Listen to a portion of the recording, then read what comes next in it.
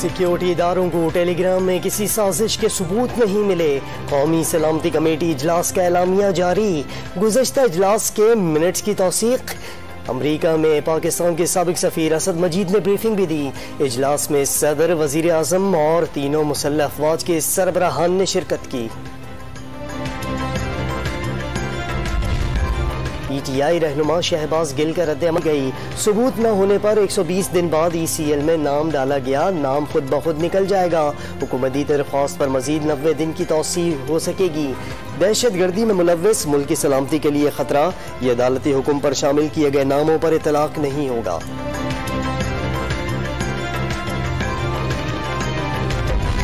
हमजा शहबाज से वज़ारत आला का हल्फ लेने के लिए सदर को नुमाइंदा मुकर्रर करने की हिदायत। उम्मीद है सदर मुमलिकत गवर्नर के खत का इंतजार नहीं करेंगे।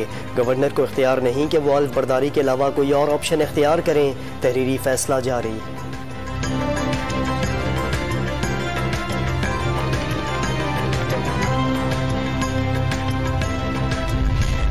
सदर पाकिस्तान को कोई हुक्म जारी नहीं कर सकता।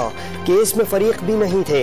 एडवोकेट जनरल पंजाब का लाहौर हाई कोर्ट के सिंगल बेंच के खिलाफ इंट्रा कोर्ट अपील दायर करने का फैसला। इज्जत का रास्ता यही है, मुनहरिफ रुकन मुस्ताफी होकर घर जाए। सियासतदानों को कुर्बानियां देना होंगी। जस्टिस मुनीब अख्तर के रिमार्क्स। मुल्क को मैच्योर जमहूरियत की जानिब ले जाना होगा।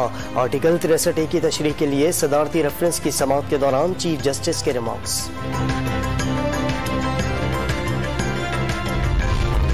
और माह मुक़द्दस में जहन्नुम की आग से निजात के अशरे का आगाज।